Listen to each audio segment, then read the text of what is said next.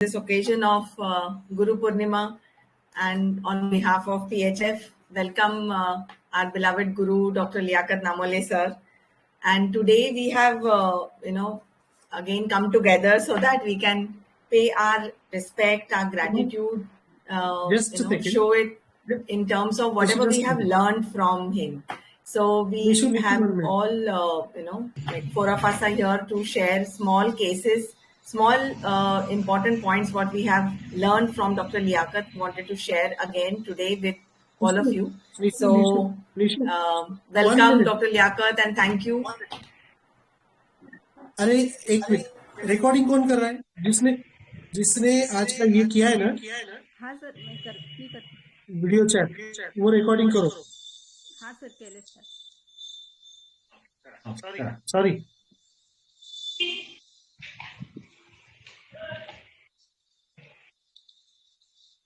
Manisha, start. Sorry to interrupt you.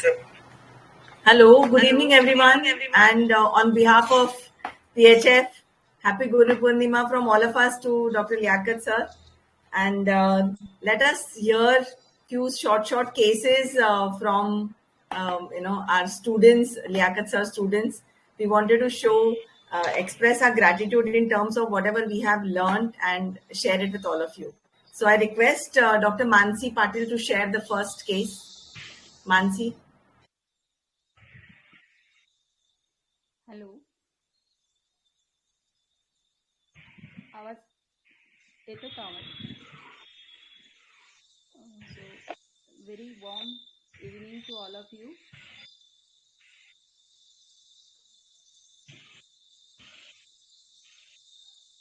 Happy Guru Purnima to all of you, and we are all here. तेरा speaker का volume बढ़ा। येतोय का आता? Hello. Yes.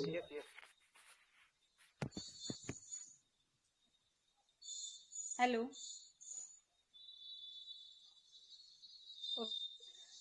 So happy Guru Purnima to all of you, and we are all here to pay our gratitude to our beloved Guruji, Dr. Liaquat Namole sir. So we planned this, and we have shared few cases on our Ignited Minds by PHF group. So I hope you all have read. So my first case was everyone has given a very good analysis. Anyone want to share any other remedy than Dalkamara? Most of the doctors have written about Dalkamara. So anybody want to share anything else? Praneeta, तुझा mic बंद कर। Hello,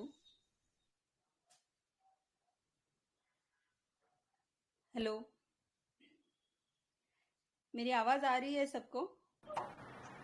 Yes. पहले case पढ़ तेरी एक बार। Okay, should I explain the case? Yes. So जैसे मैंने बताया कि ये क्लोज रिलेटिव की केस है, तो एक्चुअली जैसे हम बोलते हैं बायस हो जाते हैं, प्रेजुडाइज हो जाते हैं अपनी ही घर के लोगों के बारे में, तो थोड़ा सा प्रेजुडाइज होके मेरा प्रिस्क्रिप्शन जाता था इसके लिए।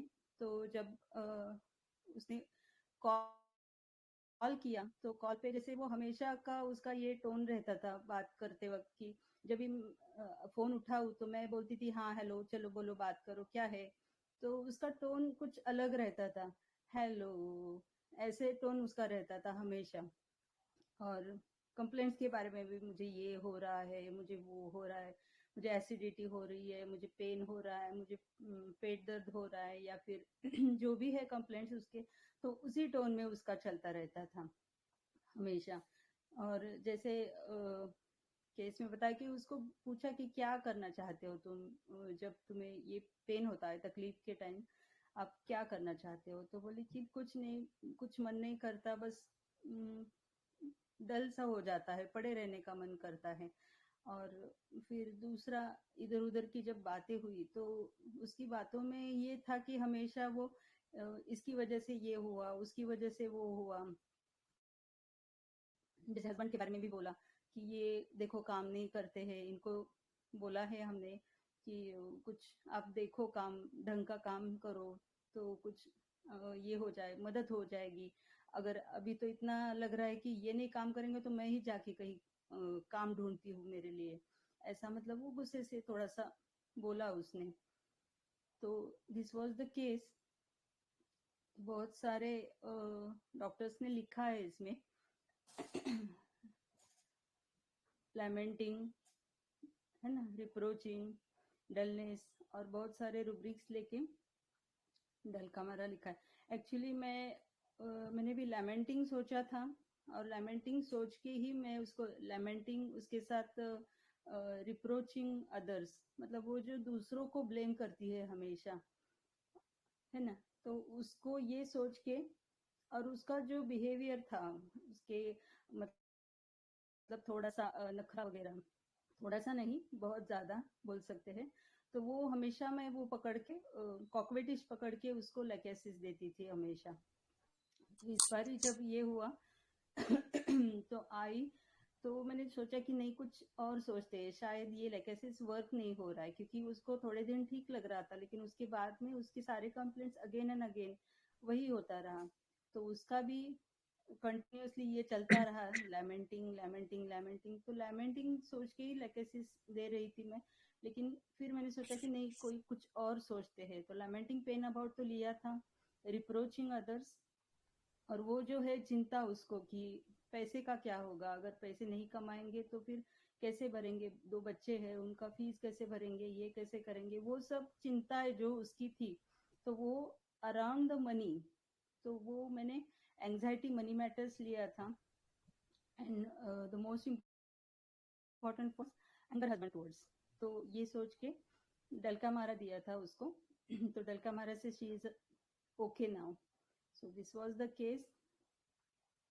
और एक चीज है कि ये जो चीजें हैं, जो पेन्स एंड एक्स रहते हैं, तो जैसे हम साइकोडायनामिक्स पढ़ते हैं, तो इसके बारे में मैंने सोचा कि ये क्यों ऐसा हो रहा है ना, उसको क्यों बार बार पेन्स होते हैं, बार बार वो बीमार क्यों गिरती है, इतना सब होने के बावजूद भी, अपना घर है, सब है, बच्चे है, सब कुछ है, ठीक ठाक है, लेकिन है चिंता, है पैसों की चिंता है थोड़ी सी, लेकिन फिर भी उसको इतना क्यों पेन्स एंड एक्स होता रहता है। तो जैसे सर ने बताया था हमको साइकोडायनामिक्स की, ये जो होता है कि वो लैक ऑफ वार्मथ है, मतलब उसको लैक ऑफ लव है उसके हस्बैंड की ओर से या फिर फैमिली के बाकी लोगों की ओर से, तो उसकी वजह से ये सब उसको हो रहा था। तो ये सब जब ध्यान में आया तो मैंने उसको डलका मारा दिया, और I thank you to sir, because sir की वजह से ये सोच पाए हैं हम, मतलब जो मैं बोलती हूँ हमेशा कि प्रेजुडाइज हो जाते हैं, जो रोज के लोग हैं दिखते हैं अपने को, और हम लोग उनके बारे में एक धारणा बना देते हैं कि हाँ ये ऐसा ही है, ये वैसा ही है, इसकी रेमेडी ये है।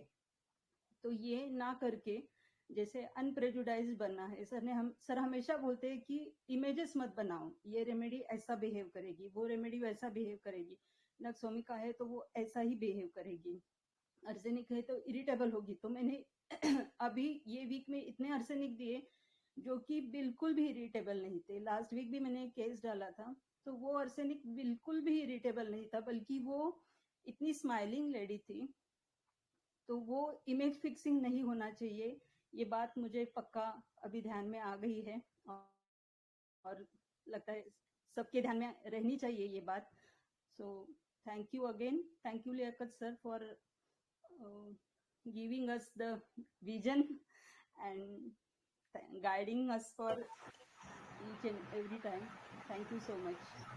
हाँ वो चश्मा मैंने नहीं दिया था। Yes, yes.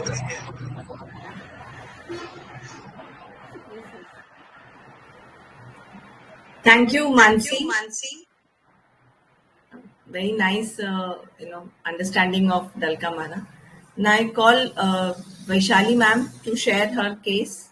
Dr. Vaishali Rathod. Vaishali ma'am, Can I interrupt? Can I interrupt?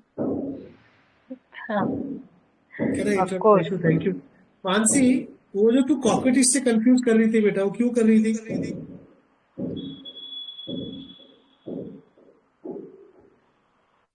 कॉकवेटिश मतलब उसका जो नखरा है, मतलब कहीं छोटी जगह भी जाना है तो हम लोग ऐसे ही चले जाते थे, लेकिन उसका जो है कि वो सब मैचिंग चाहिए, सब उसका नखरा दिखता है, मतलब बात करने में भी उसका वो ऐसे ऐसे नखरा वो बहुत ज्यादा दिखता है, तो वो कॉकवेटिश ही लगता था हमेशा। लेकिन टू मच था कि लेकिन हाँ, शायद टू मच नहीं था, इसीलिए लेगेसिस नहीं वर्क हुआ। तो देवरानी है क्या आपकी वो? नेचुरल है, देवरानी का आपको लगेगा लगेगा नहीं।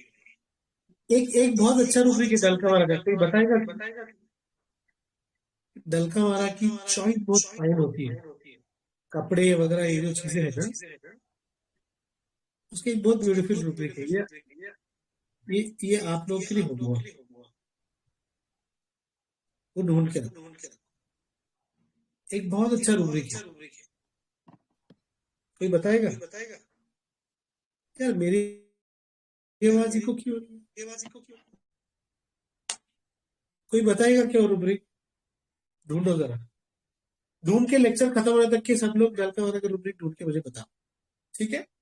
Over to issue. Thank you Mansi, very nice case. Dulcamara हम लोग किस लिए यूज करते थे स्कूल में, मतलब जब कॉलेज में थे तो? What is the key note of dulcamara? Dull, dizzy, drowsy that is gelsemium. Aggravation, cold, damp weather. Cold damp. Cold. Aggravation from cold damp.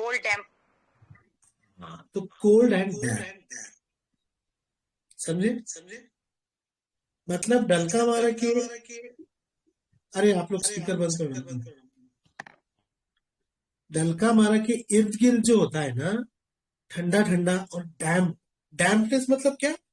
जिसके अंदर वार्मथ नहीं है, जिसके अंदर अपनापन नहीं है ना, सब है। जो डैम्प जो होता है ना, डैम्प के अंदर फंगस लगता है, डैम्प एटमॉस्फेयर के अंदर ऑक्सीजन की कमी होती है। डैम्पनेस में जो है ना, आपको सांस घुटती है, एक उसके अंदर एक गंदी सी स्मेल आती है डैम्पनेस के अंदर। अगर आप डैम्प हाउस में जाओगे ना, तो मराठी त्याला होतं दर्प येतो, it's a scary type of smell you get in damp weather, you know, जहां पर फंगस लगा हुआ है दीवारों को, कहीं से पानी का रिसाव हो रहा है ना, मतलब पानी ऊपर है और वहां से पानी का रिसाव हो रहा है, समझ रहे हो ना? रिसाव मतलब वो पानी जमा हुआ है दीवार के अंदर, उसमें से टपक रहा है थोड़ा थोड़ा, दीवारों के अंदर पानी ऐसा रिसाव हो रहा है, that is dampness. Okay, that is exactly what aggravates Dalkamara. A person that is actually seeking love and warmth, he doesn't get that. That is the reason why Dalkamara is aggravated in dampness. Okay, and naturally a person expects that basically from the husband. Okay, that love, that warmth, that is expected from the husband or from the wife, whoever is your partner. And if you don't get that, then one lands in Dalkamara. I have given Dalkamara to many male patients also, only on this. Okay, yes, Vaishali.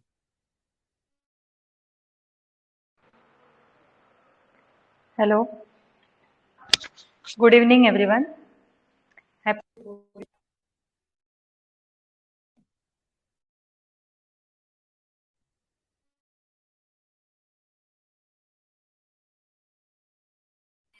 एक short case share किया है group पे, सभी ने बहुत अच्छा analysis किया, very easy. Case पढ़ के बताऊं वापस से। Lady patient came with complaint of dry cough since 8 days, more at night. I asked about change in nature during cough. She said, I feel very weak, want to remain in peace, but I have not gone out in cold or didn't drink cold water, nor I ate outside food. Then why this cough? So उसके साथ उसके husband भी आए हुए थे। Actually ये case 3-4 बार वो patient आ चुकी थी मेरे पास, and I always use to give another medicine, और इस बार वो हस्बैंड के साथ आई, तो this time medicine actually help her. तो हस्बैंड ने बीच में ही बोला कि वो उसको एक सिर पे जैसे ऊपर से कुछ सामान ले रही थी, तो एकदम से कुछ गिरा हेवी ऑब्जेक्ट सिर पर, तो उसको चोट आई थी। तो जब से वो चोट आई है तब से वो बार बार इंसिस्ट कर रही है कि मुझे सिटी स्कैन कराने लेके जाओ, और हस्बैंड को दिख रहा है ऐसे स्मॉल ऐसे टेंगुल जैसे बोलते हैं ना, वैसे आया हुआ था उसको। वो बाद में ठीक भी हो गया, मतलब इतना पेन भी नहीं था, स्वेलिंग भी रिड्यूस हो गया। फिर भी उसको बार बार लग रहा था ये क्या है, पूरा नहीं जा रहा है, तो हम सिटी स्कैन करते। तो हस्बैंड बोला हम अभी उधर से ही आ रहे हैं न्यूरोलॉजिस्ट के पास से, लेकिन वहाँ पे अपॉइंटमेंट नहीं मिला, तो हम आपके पास आए अभी मेडिसिन लेने के लिए। तो ये ऐसे जब हस्बैंड बता रहा था तो शी सडनली स्टार्टेड क्राइंग। तो हस्बैंड बोला कि, और आंसू ऐसे टप टप टपकने लगे उसके आंख से। हस्बैंड बोला अरे मुझे पता है, इसको ऐसे लगता है कि मैं इसको दवाखाना नहीं ले जा रहा, लेकिन ऐसे कुछ है ही नहीं, इतना सीरियस है नहीं, इसलिए मैं अवॉइड कर रहा था। आज मैं इसलिए इसको लेके आया, लेकिन आज देखो न्यूरोलॉजिस्ट का अपॉइंटमेंट ही नहीं मिला। सो वो फिर वो बोली ऐसे थोड़ी ना है, पता भी तो चलना चाहिए ना कि आखिर हुआ क्या है अंदर, इतने दिन से चोट लगी है। तो हस्बैंड बोले इसका हमेशा ऐसा ही है, कुछ भी हुआ तो कोरोना में भी इसको सर्दी हुआ तो उसको लगता था मुझे कोरोना तो नहीं हुआ, आंख रेड हो गई तो उसको लगता था म्यूकोरमाइकोसिस तो नहीं हुआ। ऐसे उसको हर डिसीज के बारे में ऐसे लगता था। तो किसी को कुछ बोलना है भी या डिस्क्लोज कर दो? हेलो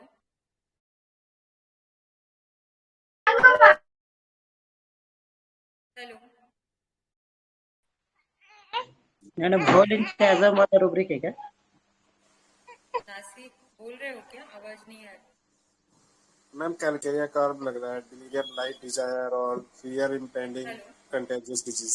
होल इंच वाला रूब्रिक है क्या? डॉक्टर नासिर का माइक ऑन दिख रहा है, but कौन सा आवाज नासिर? नासिस को ऑर्गेनिक इसका रूब्रिक है, कैल्शियम वाला। हेलो। हेलो मेरी आवाज आ रही है क्या? सबकी भी आवाज नहीं आ रही? नासिर ने हेलो। बोला हाँ मैं यस डॉक्टर रूब्रिक। हाँ नासिर मैम, ये जो अच्छा मुझे ही आवाज नहीं आ रही।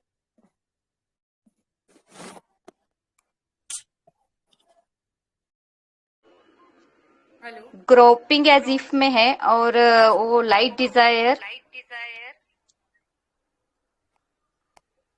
हेलो लाइट डिजायर है, ग्रुपिंग हेलो इन डार्क है madam, neglected, delusion neglected. Hello. I think Vaishali, you should disclose instead of discussing.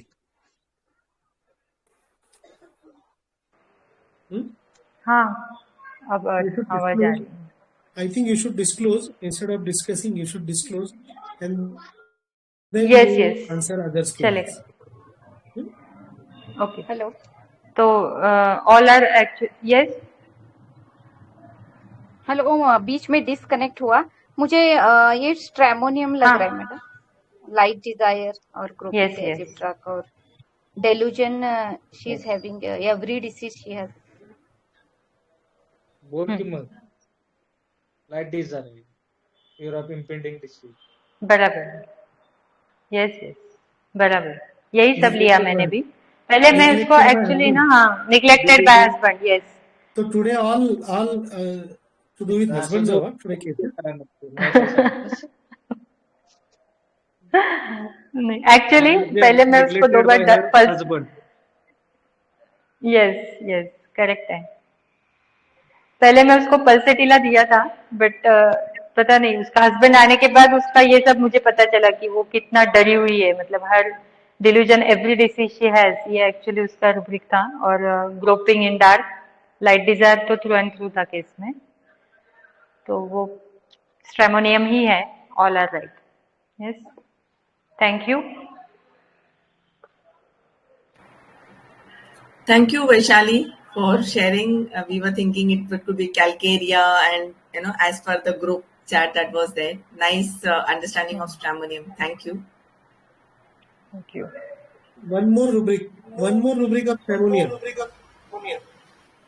Can anybody tell the core rubric of this case? One more rubric. One rubric that is the core, what madam did not take. Fear injury, being injured. आवाज नहीं आ रही। No. One more. Delusion, phantom. No. उसका light desire क्यों है? एक बहुत beautiful rubric है, inconsolable in dark, inconsolable dark when dark, मतलब that is the need, only remedy is stramonium, inconsolable when dark. मतलब ये कैलकेरिया आप कंफ्यूज करते हो, ज्यादातर लोग कैलकेरिया इसलिए कंफ्यूज किए क्योंकि वो लाइट डिजायर इन डेलिरियम है कैलकेरिया का, और स्ट्रेमोनियम इनकंसोलेबल इन द डार्क। जब तक स्ट्रेमोनियम का इन्वेस्टिगेशन नहीं कराते हैं उसका समाधान नहीं होता है। I have observed that in many cases that you give stramonium, even then, मतलब you have to, अब हम लोग क्या करते हैं ना, usually we start with 6 and 30, but आपके पास से पेशेंट दवाई लेगा फिर भी जाके 2,000 रुपए का इन्वेस्टिगेशन करके आएगा, सिटी स्कैन MRI स्कैन करके आएगा बाद में, तब उसको लगेगा कि हाँ आप कुछ नहीं, ओके। तो उसकी वजह से वो निग्लेक्टेड में जाता है फिर कि यार मेरा ये लोग ये नहीं कर रहे, क्योंकि वो light desire sunshine and society में इसमें है ना, बिकॉज उसको क्या होता है ना, उसको डायरेक्ट सनलाइट चाहिए होता है। उसका प्रॉब्लम क्या होता है ना, स्ट्रेमोनियम को लाइट डिजायर सनशाइन एंड, मतलब सन मतलब क्या, द सोर्स ऑफ लाइट, मतलब they want to hear it from the source, मतलब MRI या फिर बायोप्सी या जो भी, जो सोर्स ऑफ लाइट है ना, रूब्रिक है ना, light desire sunshine and society, ऐसा कोई रूब्रिक सनशाइन है ना।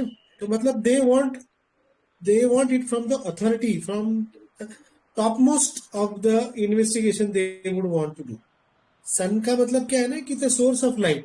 If there is no sun, there is no light except God, right? So that is why they have the need to get the investigations done. तो stramonium का husband जो होता है ना, उसको बहुत महंगी पड़ती है वाइफ, हर बार खर्चा कराती है, सिंपल। डेंगू लाने पे कोई सिटी स्कैन कैसे सोचेगा ना ऐसे एकदम। हाँ, वही तो ना, सनशाइन ना बेटा, the reason is light desire sunshine and society, मतलब डायरेक्टली फ्रॉम द सन, बाकी कुछ नहीं, okay. Yes yes, very nice, thank you, thank you. बहुत अच्छा रुब्रिक है सर, थैंक यू।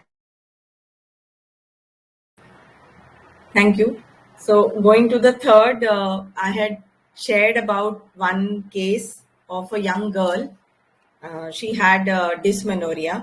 तो जैसे मैंने शेयर किया था कि वो डायरेक्टली क्लिनिक में आकर बोली मुझे कि मुझे पीरियड के लिए दिखाना है, और बहुत दर्द होता है, वॉमिटिंग भी होती है, कुछ खाया तो सब वॉमिट हो जाता है, और मैंने बोला और कुछ होता है तुम्हें? तो बोली नहीं और कुछ नहीं, सिर्फ मुझे वॉमिट होती है, गोली लेनी ही पड़ती है, कुछ मैं पेन के दौरान मैं कुछ कर नहीं सकती हूँ।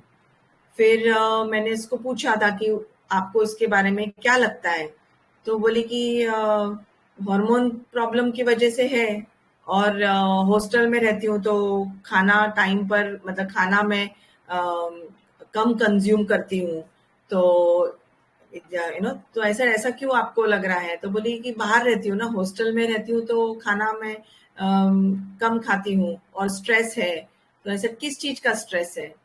तो बोली कि मुझे मतलब जॉब का स्ट्रेस है। तो ये फाइनल ईयर बी फार्मेसी कर रही है लड़की, और बॉम्बे के बाहर दूसरे सिटी में शी स्टडिंग। तो अभी उसके फाइनल एग्जाम्स बाकी हैं, and then she is looking for placement. तो मैंने बोला कि जॉब का क्या स्ट्रेस है? तो बोली कि अच्छी जॉब मिलनी चाहिए, अच्छा प्लेसमेंट मिलना चाहिए, इतने पैसे खर्चे किए हैं।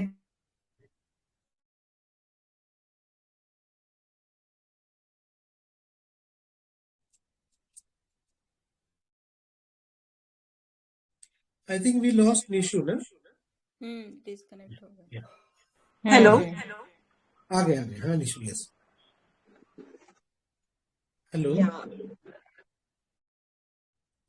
Yes Nishu, you are audible now. Okay. So Only your video is not working. Video this is, am I audible? Yeah, go on. Okay, so she said कि मुझे सिर्फ मतलब जैसे जॉब का स्ट्रेस है। तो मैंने बोला कि क्या लगता है? तो बोली मुझे अच्छी प्लेसमेंट मिलनी चाहिए। So this was the case. तो जैसे उसमें like everybody has given their inputs कि यहाँ पर she has talking business लिखा है, then ambition बताया है और कुछ rubrics बताए हैं. तो anybody wants to add anything?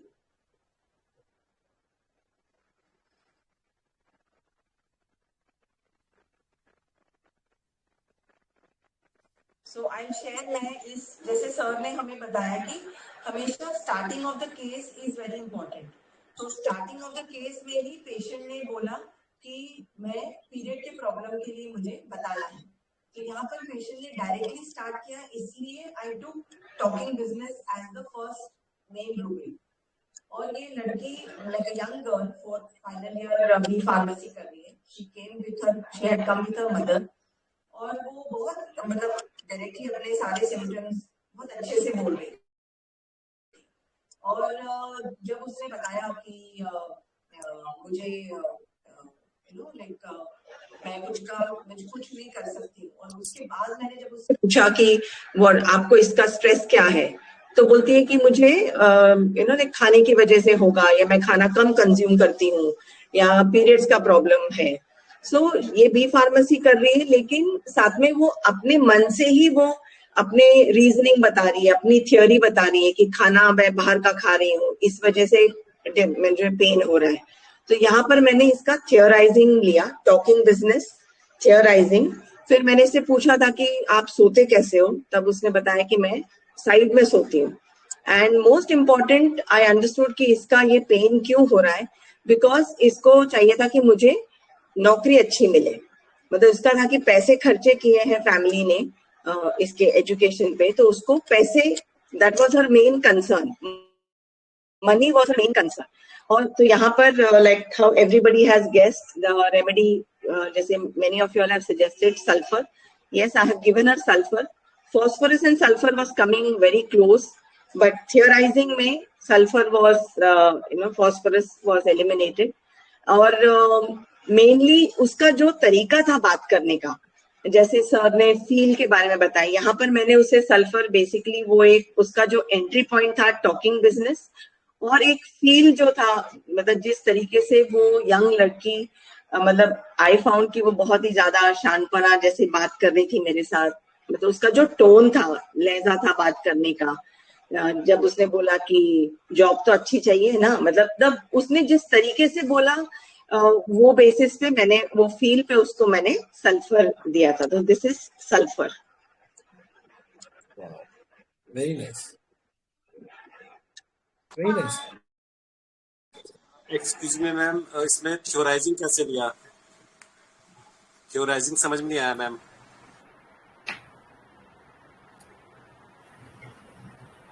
Hello, या Liaquat, you can add please. He said theorizing कैसे लिया? हाँ, किसी ने पूछा है theorizing कैसे लिया? थियोराइजिंग इसलिए लिया क्योंकि उसने जैसे बोला ना कि she is a B pharmacy student, तो मैंने बोला कि आपको ये पेन के बारे में क्या लगता है, तो उसने अपना रीजन बताया कि pain is because of menstrual problem, the hormonal problem, और खाना मैं बाहर खाती हूँ ना, हॉस्टल में खाती हूँ, स्ट्रेस है. सो उसने अपने ही वो रीजंस पहले बना के मेरे को बता दिए, इसीलिए मैंने थियोराइजिंग लिया. अपनी उसने थ्योरी बताई कि खाना खाने की वजह से मैं हॉस्टल का खाना खा रही हूँ, इसके लिए डिस्मेनोरिया हो रहा है. वाह, क्या बात. तो रीजन इंक्रीज पावर होता है क्या? हाँ, कैसे होगा बेटा? हॉस्टल के खाने से क्यों पीरियड में तकलीफ होगी? रीजन इंक्रीज पावर में रीजन एकदम सही होता है. थियोराइजिंग में कुछ भी उटपटांग रीजन होती है, समझे?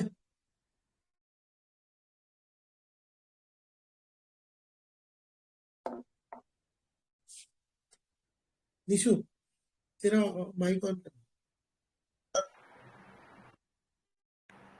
yes.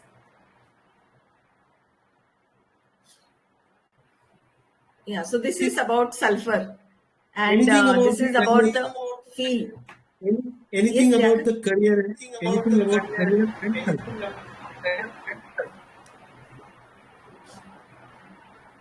Anything about career and sulfur. self. Huh. Means You are even the I felt that she was a career oriented girl. She wanted to earn money. She wanted to do well, and that is the reason final year से कुछ महीनों से this dysmenorrhea had started. So why they are so career oriented? Why sulfur are so career oriented? So much of part of our education.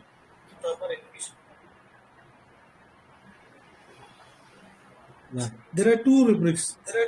Why? बोलिए. One is precautious, another is independent. What is precocity? आप जरूरत से पहले बड़े हो जाते हैं. मतलब जरूरत से पहले नहीं, उम्र से पहले बड़े हो जाते हैं. ओके. इसके लिए ये बच्चे आपको कॉलेज के लाइफ में ही फोकस दिखेंगे. ओके. तो अगर कोई बच्चा बहुत पहले से फोकस्ड है अपने करियर को लेकर, अपने जो भी उसका है, जो भी है, मतलब उसको पैसा कमाना है, जो भी उसको करना है, अगर कोई पहले से ही अगर इतना ये है करियरिस्टिक है, तो दो चीजें उसमें आती है. एक प्रिकॉसिटी आएगा और इंडिपेंडेंट आ सकता है, specially if it is a girl, because to be independent for a boy is normal, but to earn for a girl is little not still normal in Indian context. So when it comes to girls, then you can take the rubric independent. But precocity, yes, even if it is a boy or a girl, if he's thinking about the career, if he's thinking about earning, if he's thinking about settling up earlier in life, then the rubric is precocity. Okay? Yes, thank you. So coming to the fourth case, I request Dr. Pranita to come and share the next case.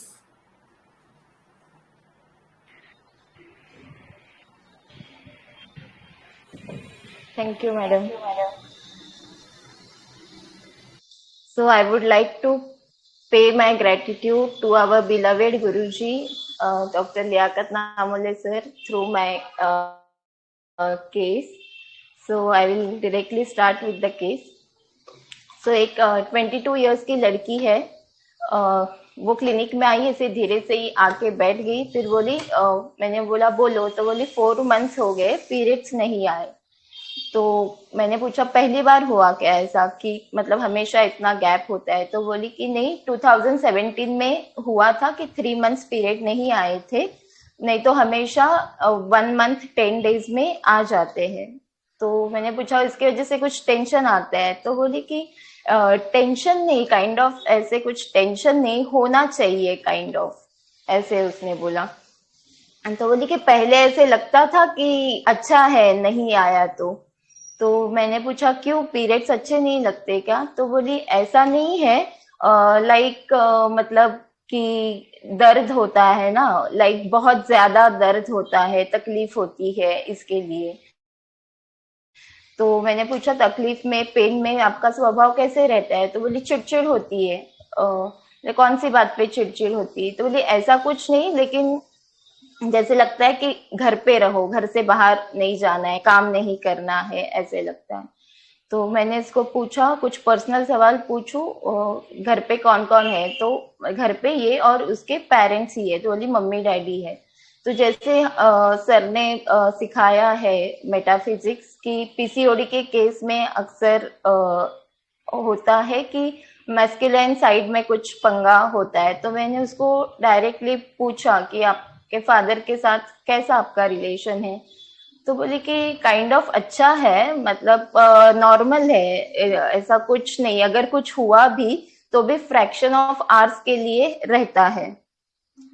तो बोली actually मैंने 2.5-3 महीने हुए periods नहीं आया, उसके बाद एक होम्योपैथी को कंसल्ट किया था, बट उसका कुछ इफेक्ट नहीं हुआ.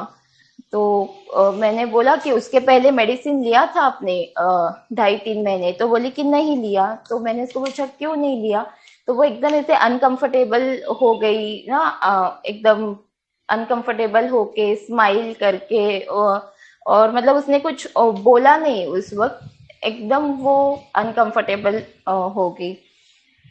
तो बोले कि पहले ऐसे 1 मंथ 10 डेज में आता था तो जिंजर टी वगैरह ले लेते थे, बट इस बार मैंने सोचा कि क्यों लेने का ये सब, मतलब ये पी के पीरियड्स क्यों लाने का, नेचुरली आने दो, खुद से आने देना। मतलब ये तो हर मंथ का प्रैक्टिस हो जाएगा कि ये जिंजर टी पी लिया या और कुछ ले लिया और पीरियड्स आ गए। मैंने बोला ओके, और कुछ, तो बोली कि वेट गेन हो रहा है। तो मैंने बोला उसकी वजह से क्या दिक्कत है आपको। तो वापस उसने एकदम ऐसा ये करके, उसका जेस्चर करके बोली कि उसका कुछ नहीं, मुझे मतलब वेट गेन का कंसर्न होता है मेरे लिए, ऐसे उसने बोला। तो बोली कि एक्चुअली मेरा सीए फाइनल्स का एग्जाम था, तो मैंने 3 मंथ्स मैं घर पे थी, और उस वक्त लॉकडाउन का भी पीरियड था, तो उसी वक्त मेरा वेट गेन हो गया, और वही स्पैन में मैंने मेरा लाइफ का फर्स्ट फेलियर देखा। तो बोली कि मतलब मेरा सीए का एग्जाम क्लियर नहीं हुआ, और बोली कि लेकिन मुझे जो कंपनी में जॉब करना था वो कंपनी में जॉब मिली, लेकिन एज अ चार्टर्ड अकाउंटेंट नहीं मिली, क्योंकि मेरा सीए कंप्लीट नहीं हुआ, क्लियर नहीं हुआ एग्जाम, बट मुझे उससे कम पोजीशन वाली जॉब मिली। तो उसकी वजह से मतलब निराशा लगती थी, अच्छा नहीं लगता था, बट ऑब्वियस मैं वापस एग्जाम दूंगी। तो मैंने बोला अच्छा ये कब हुआ, तो बोली ये फरवरी में हुआ, और काइंड ऑफ मार्च से मुझे पीरियड्स नहीं आए। तो मैंने पूछा कि क्या लगा उस वक्त, तो बोली कि फ्रैक्शन ऑफ इसके लिए कुछ मार्क्स की वजह से एक सब्जेक्ट के वजह से सारे सब्जेक्ट में आप लूज करते हो और वो नहीं कर पाते। मैंने बोला ओके, और कुछ, तो बोली कि मतलब मेरा जॉब सर्च करने का वन ऑफ द रीजन ये भी था कि मुझे घर पे नहीं बैठना था, मुझे अर्न करना था, मुझे खुद के पैर पे खड़ा होना था।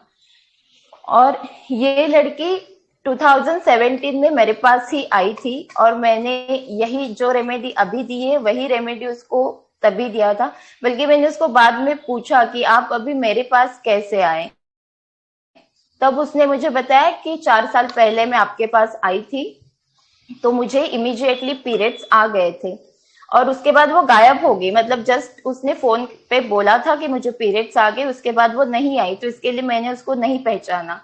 और अभी भी जैसे आज शाम को वो मेडिसिन लेके गई, और नेक्स्ट डे मॉर्निंग में उसका मैसेज आया कि मुझे पीरियड्स आ गए। तो जैसे आप सबने बहुत अच्छे से एनालाइज किया है इस केस को, इसको मैंने नेट्रोमोर दिया था।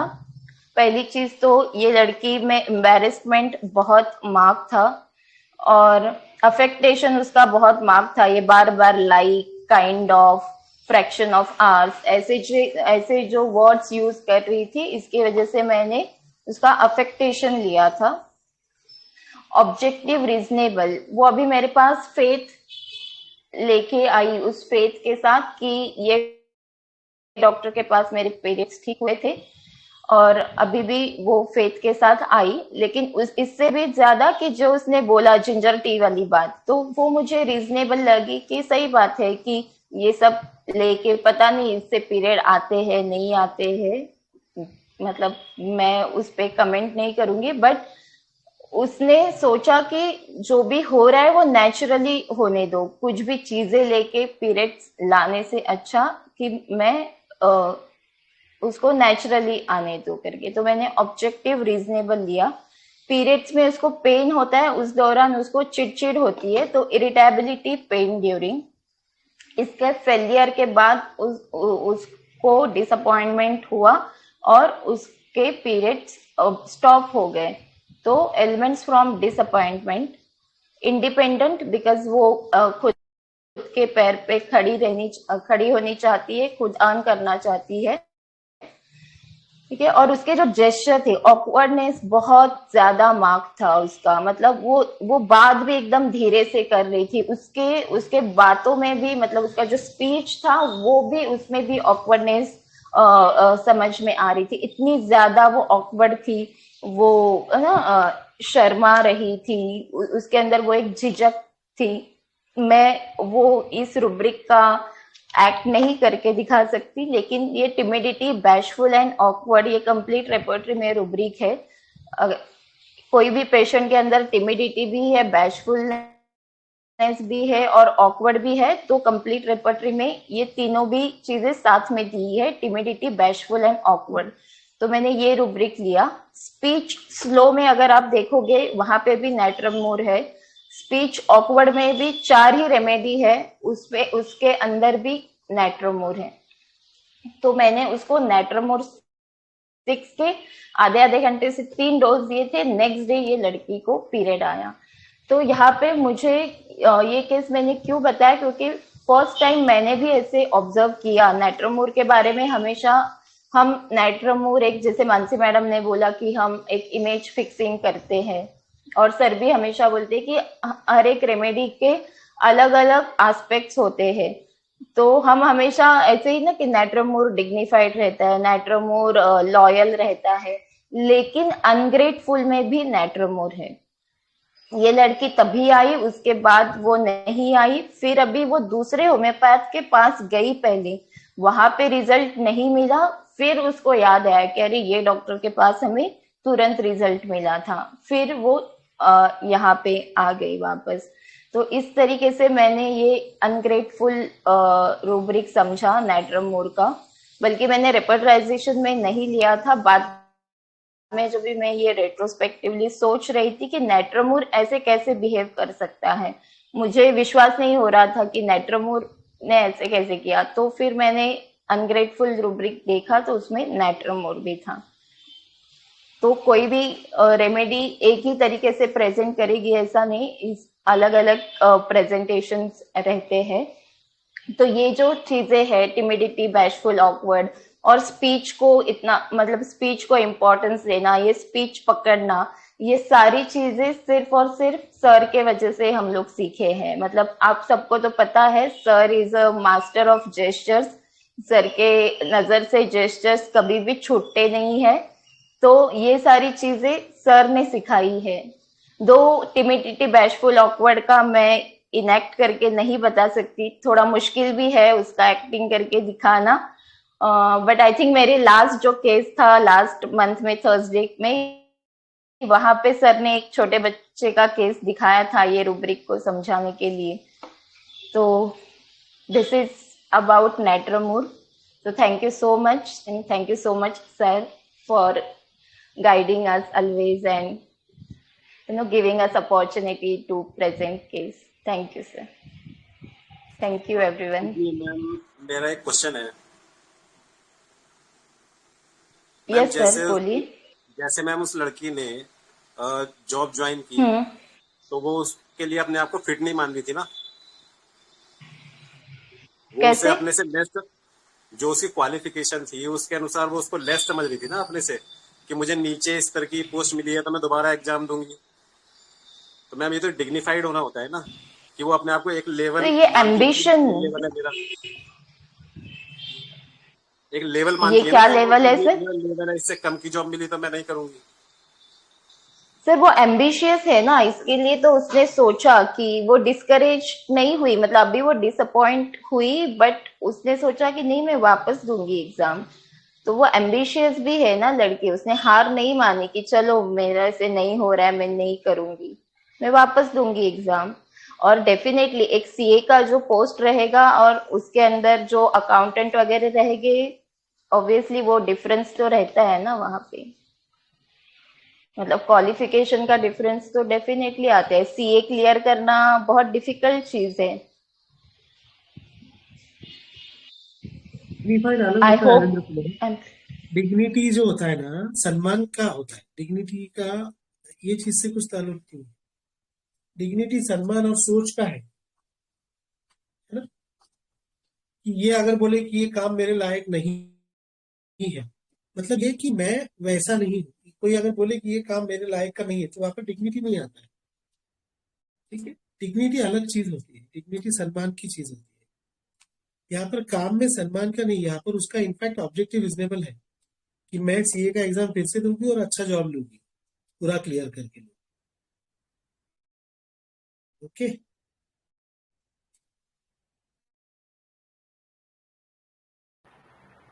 Thank you, Pranita. Pranita, one question. There is a rubric क्या सर answering आप? slowly. There is a rubric answering slowly. Why you did not take answering slowly? Because answering slowly में नेट्रोमूर नहीं है और स्पीच स्लो में नेट्रोमूर है. So can you explain the difference? Answering slowly and speech slow. कोशिश करूंगी sir, हाँ, करो. कोशिश करूंगी. आंसरिंग मतलब हम कुछ पूछे सामने वाला सवाल तब हम आंसर देंगे ना, ऐसा मुझे लगता है. तो जब अगर मेरी कुछ पूछने पे ही वो इस तरीके से स्लोली बात कर रही है तो ठीक है, बट उसका ओवरऑल ही मुझे स्टार्ट टू एंड वो एकदम स्लो, उसका वो वही पिच था, मतलब क्या बोलते हैं हम लोग उसको वर्ड, Pace. हाँ वही, Pace. सॉरी, पेस पे वो थी स्टार्ट टू एंड, मतलब उसका अंदर आने से लेके वो धीरे तक और कंटिन्यू वही टोन में बात करना, तो थ्रू आउट था. तो मतलब मैंने ये रूब्रिक के बारे में सोचा भी नहीं है, बट अभी पता नहीं, please correct me if I am wrong. Very nice. Very nice. Very nice. This is what I was expecting. Very nice. Anything on her Thank you. style of speaking? Why was she so slow? Can you tell me? उसका जो एक अपना खुद का एक style है ना, slow बात करना, और फिर वो जो कुछ वर्ड्स यूज कर रही थी जिसको आपने अच्छे से सुन लिया. Any more thing that you can add from Natramoor? You think she was exclusive? ऐसा उसके अपीयरेंस से तो मुझे नहीं लगा था एक्सक्लूसिव. बात करने एक्सक्लूसिव को क्या सादा वर्ड है पता है आप लोगों को? एक्सक्लूसिव को मेरी भाषा में क्या शब्द है जो मैं रास्ते की टपोरी वाली भाषा जो यूज करता हूँ ज्यादातर कोई चीजें एक्सप्लेन करने के लिए? कोई बोल सकता है एक्सक्लूसिव को एक शब्द कोई बता सकता है? इंग्लिश में क्या बोलते हैं एक्सक्लूसिव को? चलो,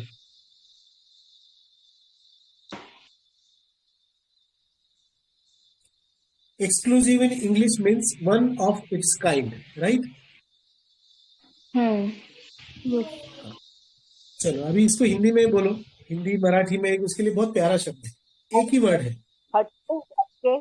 रापचिक. हटके, रापचिक नहीं. हटके ओके, ऑलराइट. हटके कैन बी एक्सेंट्रिक ना बेटा, हटके इज ऑल्सो पॉसिबल. एक बहुत प्यारा शब्द है, वो मेरा गली वाला शब्द है, मतलब वो भाई वाला शब्द जो मुझे बहुत पसंद है लैंग्वेज यूज करने में, क्योंकि उसमें बहुत डेफिनेशंस मिलते हैं अपने.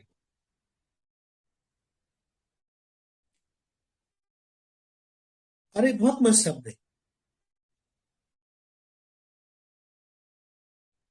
कोई बताएगा?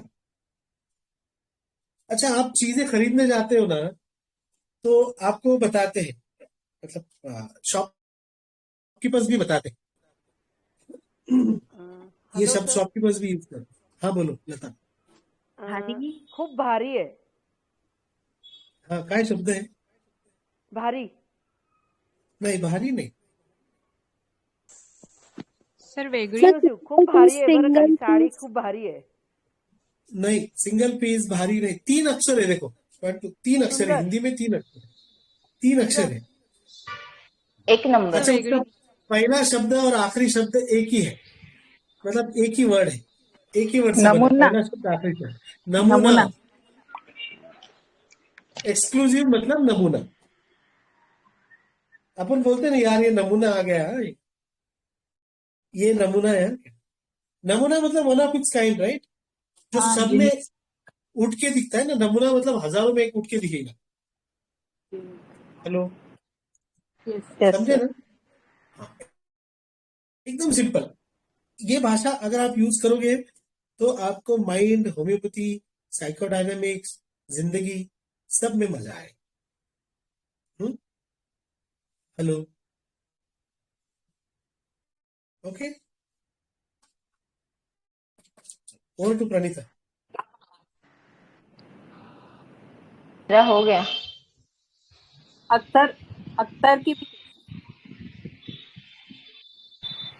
अब तक की क्या नहीं बात है? हो गया। Hello.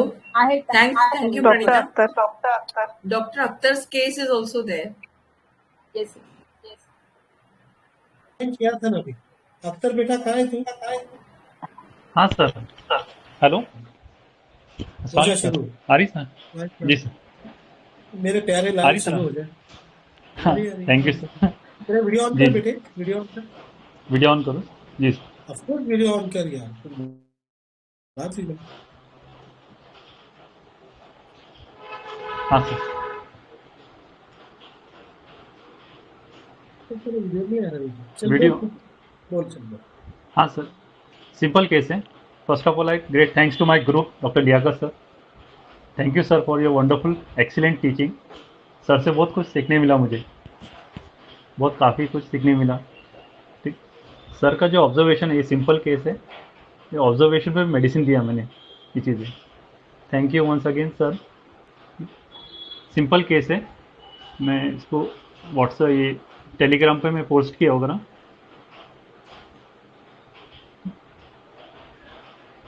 बोल इसको दो रीड एक करता बार। हूँ मैं। हेलो, हाँ, हेलो, हाँ, ओके, आवाज़ आ रही है ना सर? हाँ, हाँ आ हेलो, रही है, हाँ, आ एक रही है सिंपल आवाज। केस है बताओ होगा केस ना। बताओ। जी जी, हाँ, शॉर्ट केस है। Boy age 10 years came with complaint of bed wetting every day. ठीक है, छोटा बच्चा है 10 साल का, वो आता है, उसकी कंप्लेंट है बेड वेटिंग उधर। फिर मैंने कहा बोलो बेटा कैसे हो। बच्चा अपनी मम्मी के साथ आता है ना, ठीक, तो बच्चा स्माइल करता होगा। ठीक, फिर मैंने और पूछा उसको कुछ कहना है बेटा। फिर मेरा ऑब्जर्वेशन था, जब भी मैं उससे कुछ कहता है कुछ कहना है बेटा, बोलो बेटा, तो वो मम्मी के कान में कुछ कहता है होगा। बच्चा मदर के कान में कुछ बोलता है और स्माइल करता है। This is the case, short case है ये। ऑब्जर्वेशन में मैंने इसको मेडिसिन दिया होगा। 2 ही रूब्रिक लिया इसके मैंने, मैक्सिमम सभी राइट है इसमें। एक तो बच्चा जो है, मैंने कहा कैसे हो बेटा, तो स्माइल करता है, तो उसके शाइनेस टिमिडिटी होगा। तो पहला रूब्रिक मैंने ऐसे टिमिडिटी बैशफुल लिया, और एक दूसरा रूब्रिक लिया मैंने जो बच्चा मदर के कान में कहता है। एक अच्छा रूब्रिक है mind speech whispering answering to the mother instead of the prescriber directly. Remedy मुझे सिलिशिया दिया मैं उसे।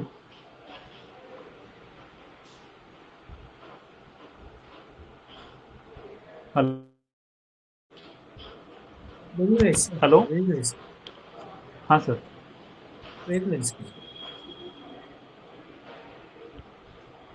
हेलो, हाँ sir. Any questions to Dr. Akhtar? You can ask. Hello, hello, हाँ आपने पोटेंसी क्या दी सर, पोटेंसी 200 और सिंगल डोज दिया था उनको? हाँ, सिलिशिया 200 होगा जी। यस, ओके, सिंपल केस था। ऑन द ऑब्जर्वेशन ये सब हमने सर से सीखा होगा।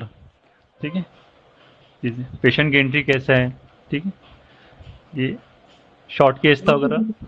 कहाँ पे सीखा है, कहाँ सीखा? सब सर आपसे सीखा है ना। सीटीपी में सीखा, सीटीपी। ये सब सीटीबी जो सर से मैं काफ़ी, यानी जो नंबर ऑफ सीटीबी थी सर के स्टार्टिंग की 2016 में, उसके बाद number of city 4 to 5 CTB attend किया सर। तो बहुत बहुत यानी माइन्यूट चीज़ें, कीन ऑब्जर्वेशन सर से मैं सीखा होगा। कुछ एक्सप्लेन करते नहीं आता मुझे, लेकिन ग्रेटली थैंकफुल सर। मतलब मेरी सबसे ज्यादा सीटीपीज अख्तर ने किया है। हाँ सर। जितनी भी सीटीपी रहती ना उसमें अक्सर 3 दिन के लिए क्यों नहीं आता है। हम लोग मेरे क्लिनिक में 8 दिन के लिए सीटीपी लेते हैं, मतलब क्लासरूम ट्रेनिंग प्रोग्राम, जहाँ पर यस 10 यस डॉक्टर सर। आते हैं। तो करीब करीब सब सीटीपी में अक्सर आता है। वो 2 दिन 3 दिन के लिए क्यों ना वो आता है एवरी जी टाइम। आई थिंक अख्तर ने कम से कम 10 सीटीपी किया है अभी तक, 10-12 हाँ सर सीटीपी। किया। अच्छा जी सर से रिक्वेस्ट है और और सीटीपी रखिए सर, और सीखना है सर आपसे, बहुत कुछ सीखना है। और डॉक्टर अख्तर अख्तर पहले है ना एकदम लास्ट कुर्सी पे बैठते थे, वो धीरे धीरे आगे आने लगे। बिल्कुल ऐसे मतलब कोने में बैठे पेशेंट की रहते तरफ थे, नहीं बात नहीं। हाँ। और पेशेंट की तरफ तक नहीं देखता था, इतना शर्मिला था। रियली। और अभी देखो एकदम अभी एकदम नाउ बोल्ड है। स्पीकर। नहीं यस। नहीं, ये बिकॉज ऑफ सर, मतलब जो भी आज मतलब सर के उसकी जैसे। अभी अख्तर मेरा बेटा है, उसकी वाइफ मेरे को बोलती थी सर ये मेरे पास भी नहीं देखते।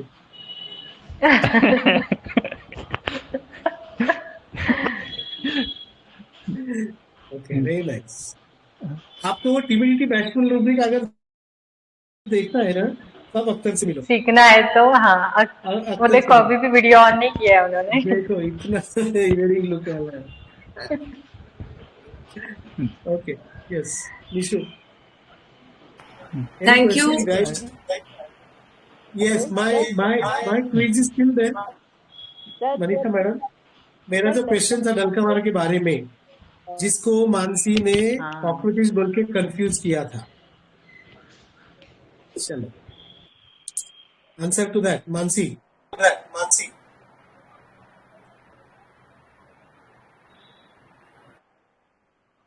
Vaishu, Thank you all the speakers for today. Thank you Dr. Mansi, Dr. Vaishali, Pranita, Dr. Akhtar for those short, wonderful cases. Nice learning from each one of you. Thank you Dr. Liaquat for the inputs. Without that it is incomplete.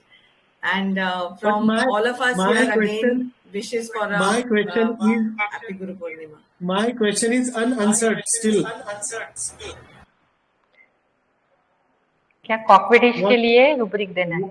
हाँ, क्या rubric है डलकामार का, जिसको Mansi madam कॉकविडिश से confuse करते थे? और किस लिए मानसी मैडम ने बताया कि वो कहीं भी बाहर जाना है तो उसका वो कपड़े वगैरह सब कुछ एकदम प्रॉपर एकदम पहन के निकलती है, बराबर ना। इसके लिए मानसी मैडम को लगता था कि ये नखरा है, जबकि वो नॉर्मल होता है।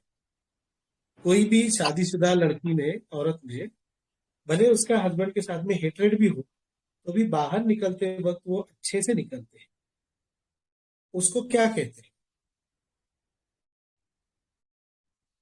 देखो पंजाबियों में तो शादीशुदा लड़की ने लिपस्टिक लगाना होता है। अगर शादीशुदा लड़की लिपस्टिक लगाकर नहीं निकले तो कुछ प्रॉब्लम है, बराबर ना निशु? हाँ। ये सारे कस्टम आपको पता होने चाहिए।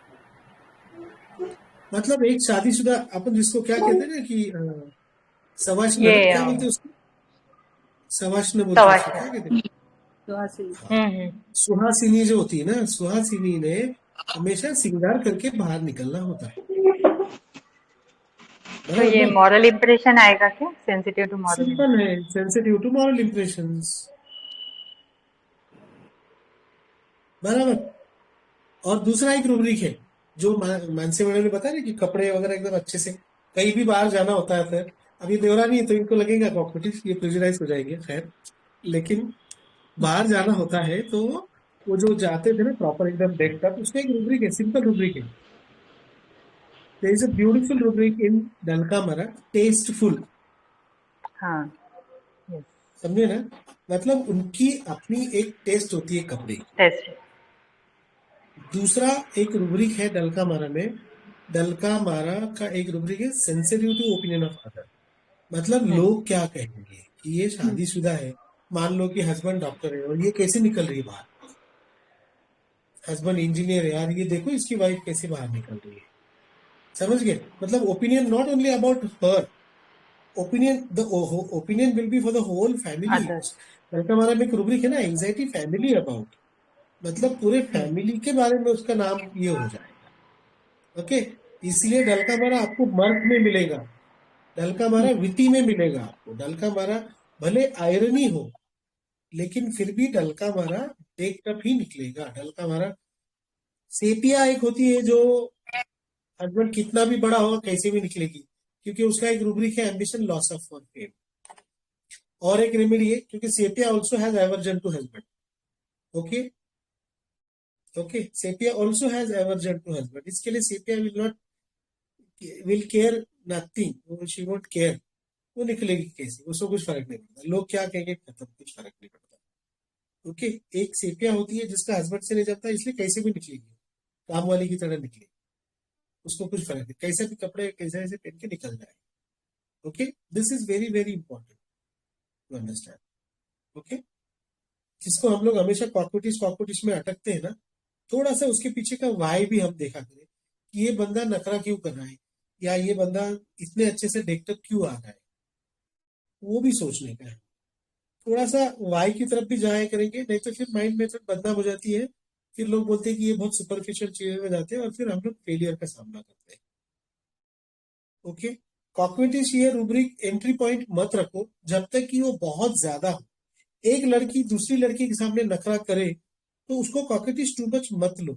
एक लेडी अगर मेल डॉक्टर के सामने अगर ऐसा लट्टा पट्टा करे तो कॉग्निटिव थोड़ा सा, एक लेडी दूसरे लेडी के सामने अगर ऐसे आ रही है, एक लेडी दूसरे लेडी के सामने अगर डेक्टअप है, तो that you can take proper to also. Okay, और दैट यू कैन टेक, मतलब यार इसका हस्बैंड के साथ जमता नहीं है फिर भी ये डेक्टअप होके आ रही है, मतलब ये लेडी अपने हस्बैंड का नाम बदनाम नहीं होने दे रही है।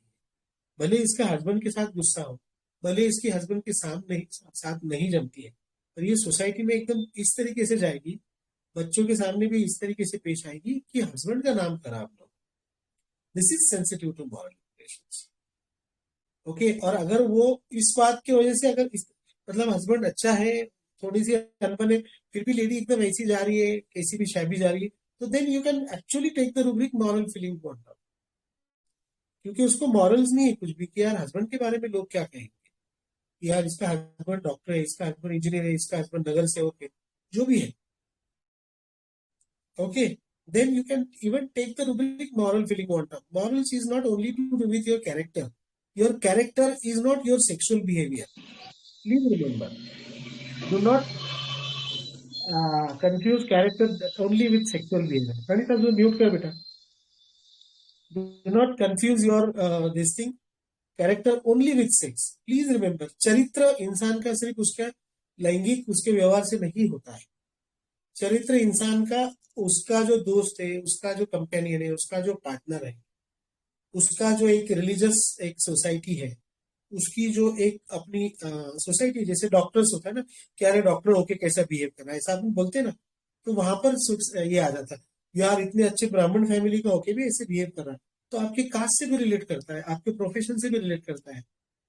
तो morals is not only to do with your sexual behaviour, please remember this.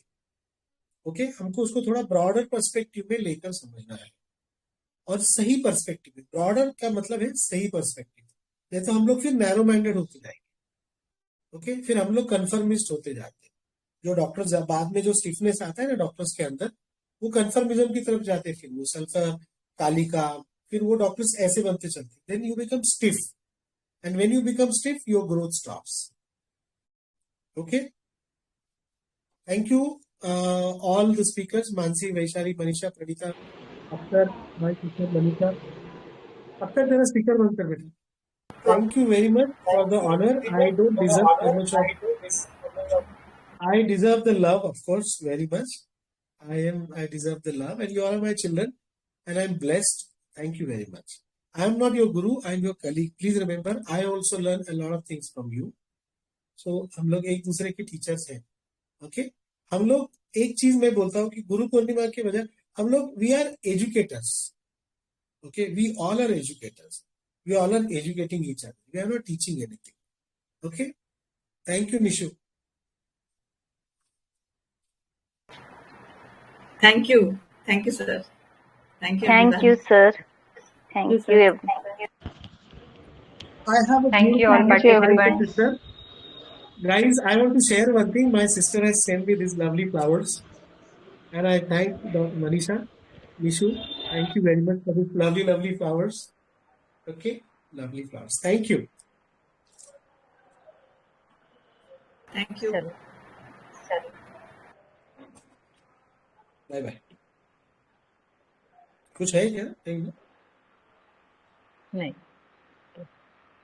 Go back to the clinic and serve the humanity. God bless. Bye bye.